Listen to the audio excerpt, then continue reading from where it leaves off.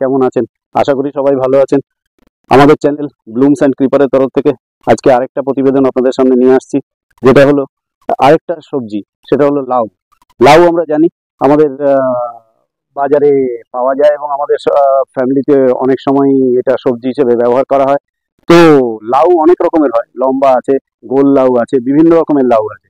তো সেক্ষেত্রে আজকে আমরা একটা লাউ ক্ষেতের পাশে এসে দাঁড়িয়েছি এবং এই ক্ষেত সম্পর্কে যিনি জানেন ওনাকে কিছু প্রশ্ন করব, উনি বলবেন যে এগুলো কি করে করতে হয়। তো একটা জিনিস সেটা হলো গিয়ে প্রথমে ওনার সঙ্গে পরিচয় করে দিই। আপনারা চিনতেই পারছেন, ওনার নাম আমি অফ ক্যামেরা আগেই জেনে নিয়েছি, আনসার মল্লিক। তো উনি আমাদেরকে এটা নিয়ে একটু বলবেন যে কিভাবে কি করা হয়, ওনার এই অভিজ্ঞতা আছে। তো আমি প্রথমেই বলবো, এই যে আজকে মাচা, এই মাচা তো আমরা জানতাম কঞ্চি দিয়ে হয়, কিন্তু এখন তো দেখছি টুন সুতো দিয়ে এবং লোহার জিআই তার দিয়ে বর্ডার অর্থাৎ ফ্রেমটা বানিয়ে তার মধ্যে টুন সুতো দিয়ে মাচা সুন্দর বানানো গেছে। দেখুন, বিষয়টা হচ্ছে কঞ্চি দিয়ে যখনই আমরা মাচা করতে যাই সেখানে প্রচুর পরিমাণে কঞ্চির প্রয়োজন হয়।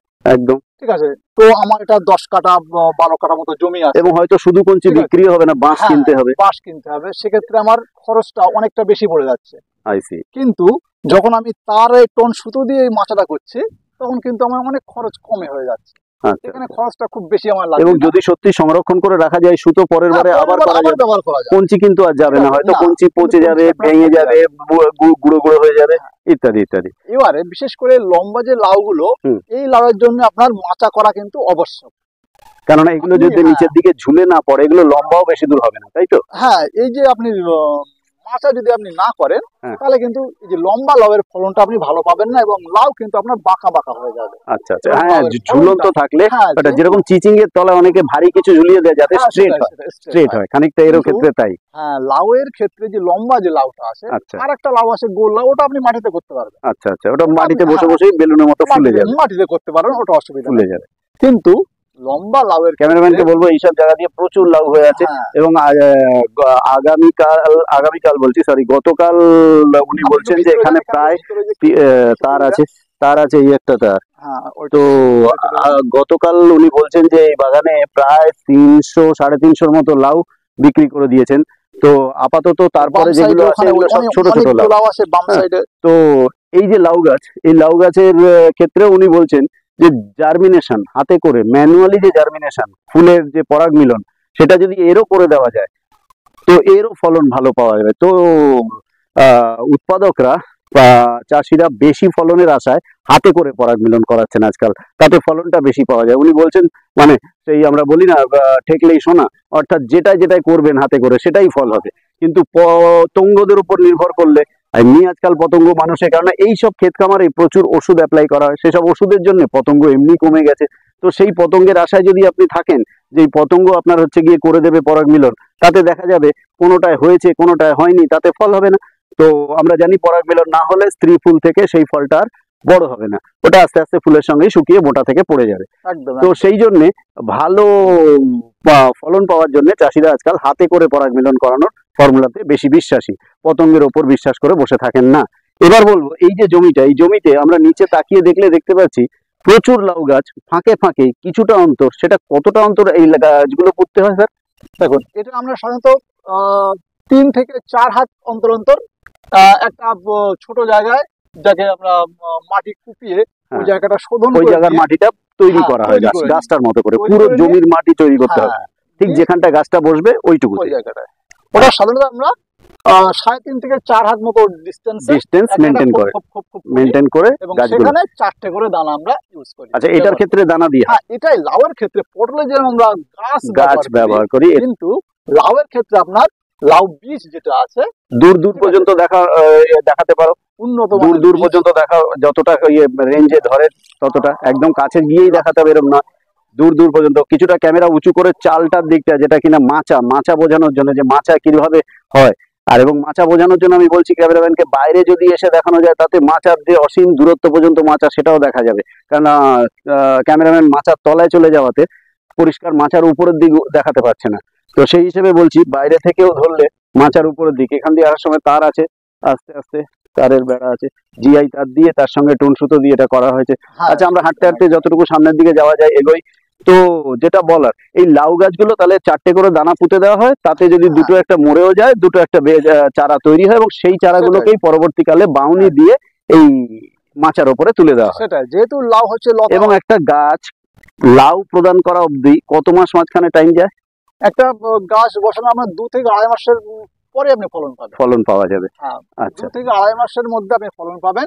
এবং লাউ যদি আপনার ঠিক করে আপনি করতে পারেন, অন্তত পক্ষে 4 মাস আপনি ভালো ফলন পাবেন। আচ্ছা, ঠিক আছে, 4 মাস ভালো ফলন পাবেন। তবে এখানেও জল নিকাশিটা আপনার দরকার, কারণ জল নিকাশি না হলে যদি লাউ গাছের যে লাউ গাছের গোড়া, পেঁপে গাছের গোড়া, এগুলো খুব পলকা, এগুলো জল এক রাত যদি জমে থাকে তাতে এই গাছটা নষ্ট হয়ে যায়। হ্যাঁ, তো জল নিকাশিটা এই পটলের থেকেও এই গাছের জল নিকাশিটা আরো বেশি ভালো দরকার, মানে রক্ষণাবেক্ষণ দরকার অবশ্যই, না হলে কিন্তু। আচ্ছা, এইবার যেটা বলা সেটা হলো গিয়ে, এই গাছ যে লম্বা লম্বা লাউ হয়ে রয়েছে, এই লাউ সব কি বিক্রি করে দেওয়া হয়, নাকি না কিছু পরবর্তীকালে আবার বীজ হিসেবে রেখে চারা তৈরি করার জন্য মালিক বা চাষি যার জমি তিনি রেখে দেন? বর্তমানে আমরা সাধারণত বাড়িতে বীজ রাখি না। আচ্ছা, এগুলোকে প্রিজার্ভ করে রাখা পোকামাকড়ের হাত থেকে অসুবিধা, রক্ষা করতে আমরা ভালো পারি না, যার জন্য আমরা এখন বর্তমানে বীজগুলো কিনেই নিই। আচ্ছা, কিনলে ওখানে আমরা প্রপার ভালো যে কোম্পানির বীজগুলো আছে, বিশেষ করে লাউয়ের যে পান কোম্পানির বীজ আছে, পান কোম্পানি লাউয়ের বীজ, ওতে যা বলবে তাই হবে, লম্বা বললে লম্বা, গোল হলে। এমনি আমরা দেখেছি আশেপাশে কোথাও একটা গাছের দোকান বসেছে, কেউ বসে আছে, যে বললাম লাউয়ের দানা দাও, দিয়ে দিল, সে যে বলছে গোল হচ্ছে লম্বা, দিচ্ছে লম্বা হচ্ছে গোল, যা ইচ্ছা তাই। সেখানে আপনি বলছেন পান বলে কোম্পানিটা আছে, সেই কোম্পানির প্যাকেটে যে দানা আছে সেটা একদম যা বলে বিক্রি হবে, প্যাকেটের গায়ে যা লেখা আছে সেইটাই হবে। যেহেতু কোম্পানি ভালো, দামও নিশ্চয়ই ভালো। অবশ্যই। এক প্যাকেট বীজের দাম কত নেয়? এক প্যাকেট আমরা এর উপর নির্ভর করে কতগুলো আছে? 10 গ্রাম মতো আপনার দানা থাকে। আচ্ছা, আপনার 150 টাকা, 140 টাকা, এক এক জায়গায়। আচ্ছা, 140 টাকা 10 গ্রাম। এবার 10 গ্রামে কটা দানা থাকবে ভেতরে? একটা মোটামুটি ম্যাক্সিমাম আপনার 20 থেকে 25টা মতো দানা থাকবে। তাহলে 20 থেকে 25টা, আপনি বললেন একটা জায়গায় 4টে করে দানা পুঁততে হবে, তো 10টা জায়গায় পুঁততে গেলে তো 4 10 40টা দানা লাগবে, আর প্যাকেটে আছে 20। হ্যাঁ, ওখানে অনেক প্যাকেট বেশি লাগবে, তাহলে অনেক প্যাকেট কিনতে হবে। আচ্ছা, যাই হোক, তাহলে প্যাকেটের দানাটা কিনতে হবে। আচ্ছা, তাহলে আমরা এই দানার ব্যাপারটাও বোঝাতে পারলাম।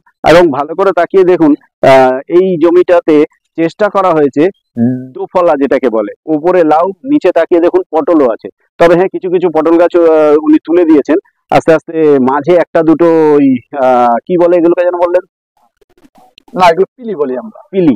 এই যে পিলিটা আছে পটল গাছের, এই পিলিটা একটা রেখে দেওয়ার অর্থ হচ্ছে, আমার মনে হয় পরবর্তীকালে আবার যখন লাউ গাছ চলে গেলে এইখানেই পটল ক্ষেত করবেন, তাহলে আর ওনাকে কিনতে হবে না, উনি এই নিজের পিলি দিয়েই নিজের কাজ করে নেবেন। এই জন্যই এই পিলিটা রেখে দিয়েছেন। নাহলে তাকিয়ে দেখুন বাকিগুলো কিন্তু তুলে জড়ো করে রেখেছেন, একসময় শুকিয়ে যাবে, ফেলে দেবে, কি সার হিসেবে ব্যবহার করবে। হ্যাঁ, এগুলো আমরা এক জায়গায় সংরক্ষণ করবো, একটা কোণে বা কোনো একটা গর্ত করে সেখানে দিয়ে এগুলো জৈব সার হয়ে যাবে। আচ্ছা, আচ্ছা, তাহলে এগুলো ফেলা যায় না, এগুলো নিয়ে গর্ত করে জমির কোনায় জমিয়ে এগুলোকে দিয়ে জৈব সার বানিয়ে ওনারা সেটাকেও অ্যাপ্লাই করেন।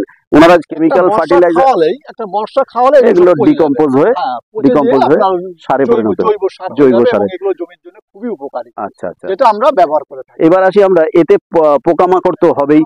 এবার পোকামাকড় হলে স্প্রে করতে গেলে নিচ থেকেই যেতে হবে, ওপর দিয়ে এখানে পাড়ে দাঁড়িয়ে করলে কতটুকু যাবে? এখানে একটা নিচ থেকেই করতে হবে। স্প্রে একটু সমস্যা আমাদের হয়। আচ্ছা, যেহেতু এটা আমাদের মাচা দেওয়া আছে, হ্যাঁ, সেই জন্য আমরা সাইড দিয়ে যতটা পারি স্প্রে উড়িয়ে দিচ্ছি। আচ্ছা, আর ভিতরে যখন যাই, আমরা ভিতরে গিয়ে স্প্রে যে আমাদের নল যেটা আছে সেটা উপরে দিয়ে আমরা উপরে দিয়ে ওই ফোয়ারার মতো দিয়ে কিছুটা উপর থেকে করে আবার কিছুটা দূরে গিয়ে আবার স্প্রে মুখটা উঁচু করে দেব। তবু আর কি একটা অসুবিধা হয়, যেটা আপনার থেকে শুনে বুঝলাম। পটল গাছে এরকম দেখে দেখে দেওয়া যায়, একদম কোনায় কোনায় দেওয়া যায়, এক্ষেত্রে উঁচু করে ভেতরে নিচে গিয়ে আর নজলটা উঁচু করে ধরলে বৃষ্টির মতো চারিদিকে ছড়িয়ে একটা এরিয়া ভিত্তিক। কিন্তু এই 1.5 বিঘে 2 বিঘে জমিতে তো ছড়াবে না, একটা জায়গা পর্যন্ত, আবার এক জায়গায় গিয়ে নজলটা তুলে ওইভাবে বৃষ্টির মতো করে, তবে একটা অসুবিধা হয়, তারপরেও কিছু করার নেই, এটাই মাচার গাছকে এইভাবেই ট্রিটমেন্ট দিতে হবে। তো এইভাবে আপনার হচ্ছে গিয়ে ওষুধপালা দিয়ে এগুলোকে যদি ঠিকঠাক করে রাখা যায়, উনি বলছেন পটলের মতো লাউয়েও কিন্তু 2-3 মাস 4 মাস যাবত এরও একটা দারুণ ফলন পাওয়া যায়, এবং এর থেকেও একটা ফার্মারের লাভ হয়। তো যেটা বলার, লাউয়ের ক্ষেত্রে যদি বলি, লাউ কি পিস দরে বিক্রি করেন নাকি না? এটাও লাউ আমরা পিস দরে বিক্রি করি। আচ্ছা, এক্ষুনি বর্তমানে লাউয়ের পিস আপনার 25 থেকে 30 টাকা করে পিস আমরা বিক্রি করি। কতটা সাইজ হয়, কত কিলো ওজনের? একটা লাউ আপনার 1.5 থেকে 2 কিলোর মধ্যে ওজনে আসবে। আচ্ছা, 1.5 থেকে 2 কিলো ওজন হলে 25 থেকে 30 টাকায় হ্যাঁ, বিক্রি হয়। 25 থেকে 30 টাকা আমরা বিক্রি করছি এবার সেটা মার্কেটে। বাজারে গিয়ে যত বাজারে যে আপনার কথা হচ্ছে বিভিন্ন- 1.5 থেকে 2 কিলো ওজনের লাউ 25 থেকে 30 টাকা দিলে আপনারা যারা জি, আসেন ফোনে টোড়ে যাই বলা হয় ঠিক আছে। ওনাদেরকে দিয়ে দেন। বর্তমানে এটা রেট আছে, বর্তমানে এটা এক এক সময় এক এক রকম রেট থাকে। আচ্ছা আচ্ছা কিছুদিন আগে রেট কমই ছিল, তখন আমরা দিয়েছি 15 টাকা 16 টাকা এরকম একটা দরে আচ্ছা দিয়েছি, আচ্ছা আচ্ছা কিন্তু বর্তমানে রেটটা আমার হাই হয়েছে। হাই আছে। তো চাষবাসে জিনিসের দাম বাড়া কমা হ্যাঁ, করে ওঠানামা আমরা জানি, করতেই সব পারে। সময় ওঠানামা করে।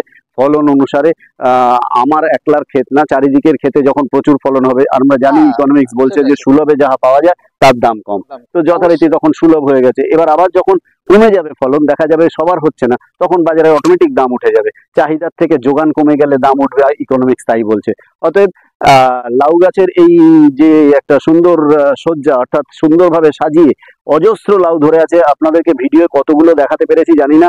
একটা 1.5 বিঘে 2 বিঘে জমিতে যখন এরকম ভাবে লাউ ঝুলে আছে, সে যে কি সুন্দর দেখতে, সে বুঝিবার নিজের চোখে না দেখলে বলে বোঝানো যাবে না।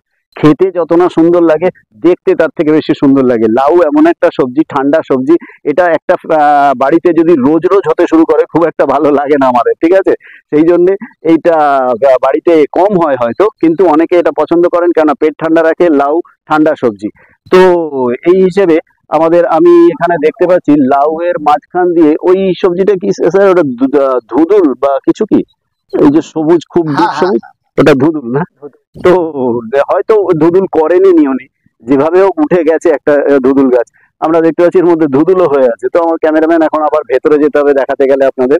তো ক্যামেরা রেঞ্জে টানবে কি ওই লাউয়ের পাশে ডিপ সবুজ যেটা দেখা যাচ্ছে, ওটা মাচা থাকলে ধুদুল। আপনি অনেক রকম এতে দিতে পারবেন। আচ্ছা, ওর সঙ্গে প্রথমত- আচ্ছা, লাউ গাছের সঙ্গে যদি বরবটি গাছ বা অন্য গাছ, যেগুলো সিম গাছ তুলে দেওয়া হয়, হ্যাঁ, তাতে হ্যাঁ, দেওয়া যায়। সিম গাছ কিন্তু লাউ গাছের ক্ষতি করবে না পেঁচিয়ে ধরে? না, বিশেষ করে আপনি একই মাচায় দুরকম দিতে পারবেন না। আচ্ছা আচ্ছা দিলে কিন্তু আপনার সমস্যা হবে। হ্যাঁ। যেটা আপনার গাছটা বেশ হৃষ্টপুষ্ট থাকবে, অন্য সেই- গাছগুলোকে চেপে দেবে। চেপে দেবে, নষ্ট করে দেবে। সেই জন্য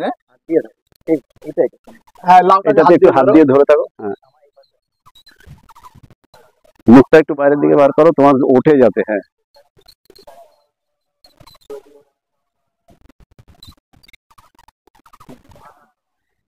তাহলে আজকে লাউ গাছের যে ভিডিওটা আপনাদের দেখালাম, এরকম ভিডিও আরো দেখার জন্য আমাদের এই ব্লুমস অ্যান্ড ক্রিপার এই চ্যানেলটাকে সাবস্ক্রাইব করুন, লাইক করুন, শেয়ার করুন, বন্ধু বান্ধবদের বলুন যে এই চ্যানেলটাতে বহু রকমের গাছের ভিডিও আপনারা দেখতে পান। শুধু ওই গোলাপ গাছ, চন্দ্রমল্লিকা গাছ এই জাতীয় নয়, ফুল গাছের সঙ্গে ফল গাছ। তারপর আমরা এই চ্যানেলে আপনাদেরকে গাছ সম্পর্কে আরো ভিডিও দিয়েছি, যেগুলো কিনা বাহারি গাছ, তারপরে হচ্ছে চন্দন গাছ, রুদ্রাক্ষ গাছ, এরকম না জানি কত রকম গাছ। এমন গাছ আছে যে গাছ কিনা আমাদের মানুষের ক্ষতিকারক, সেই গাছেরও ভিডিও আমাদের এই চ্যানেলে আপনারা পেয়ে যাবেন। সেই জন্য বারবার যেটা বলার সেটা হচ্ছে গিয়ে ব্লুমস অ্যান্ড ক্রিপার এই চ্যানেলটাকে সাবস্ক্রাইব করুন, লাইক করুন, শেয়ার করুন। আর সবশেষে যেটা বলার, যে পরিবেশ রক্ষার্থে আবারও আমার রিকোয়েস্ট, যে গাছ লাগান, প্রাণ বাঁচান। সবাই কাছেই এই অনুরোধটা বারবার আমাদের এই ভিডিও শেষে করা হয়। আপনার জীবনে যদি একটা গাছও লাগিয়ে যেতে পারবেন, জানবেন এর পরবর্তী জেনারেশন তার উপকার পাবে। দিনের দিন গাছ যেভাবে ধ্বংস করছে সবাই, আমরা যদি কেউ না পুঁতি, তাহলে দেখা যাবে একদিন আর শহর কংক্রিটের জঙ্গল হয়ে গেছে, তখন আর এসি বসিয়েও কিন্তু রক্ষা পাবেন না, এসি বসিয়েও রক্ষা পাবেন না। তো সেই জন্য কিছু গাছ পুতুন, আপনার সাধ্য মতো পুতুন, মাটি নেই টবে পুতুন, গাছ লাগান, প্রাণ বাঁচান। সবার শেষ কথা আমার এটা দিয়ে আমি আমার ভিডিও শেষ করলাম, এই প্রতিবেদনটি শেষ করলাম। পরবর্তীকালে আরো নতুন নতুন ভিডিও আসবে। তো ফ্রেন্ডস, রাখলাম। ভিডিওটা এই অবধি রাখা হলো, আবার দেখা হবে আপনাদের সাথে কোনো নতুন ভিডিও নিয়ে। আর আজকের ভিডিওটা ছিল লাউ গাছ নিয়ে। তো বিভিন্ন রকমের লাউ হয়, তো সেই লাউ গাছের আজকের ব্যাখ্যা দেওয়া হলো কিভাবে আপনারা করবেন। এখানে চাষের জন্য দেখানো হয়েছে, তো আপনারা এটা ঘরেও এই পদ্ধতি অ্যাপ্লাই করে আপনারা লাউ গাছ ঘরে করতে পারেন, যেহেতু সবজি গাছ আপনাদের নিজেদের বাড়ির সবজি হিসেবে কাজে লাগবে। তো আপনারা করুন, আমাদের চ্যানেলে ভিডিও দেখুন, আর এইভাবে আপনারা গাছগুলো করুন। তো আজকে এই অবধি, আবার কোনো নতুন ভিডিও নিয়ে আপনাদের সাথে দেখা হবে। ততদিন ভালো থাকুন, সুস্থ থাকুন, পরিবারের সাথে খুশি থাকুন, গাছ লাগান, প্রাণ বাঁচান। ধন্যবাদ। আর যদি কিছু জিজ্ঞাসা থাকে অবশ্যই আমাদের কমেন্ট বক্সে লিখুন, আমরা রিপ্লাই দেবো। আর আমাদের একটা হোয়াটসঅ্যাপ গ্রুপ খোলা আছে, আপনারা তাতে যোগাযোগ করুন। আর তা আপনাদের যদি নিজেদের ছাদ বাগান বা এরকম বাগান ওই ইউটিউবে দেখানো হয়, তাহলে আপনারা অবশ্যই আমাদের সাথে যোগাযোগ করুন, আমরা আপনাদের বাগান ইউটিউবে দেখানোর জন্য চলে যাব।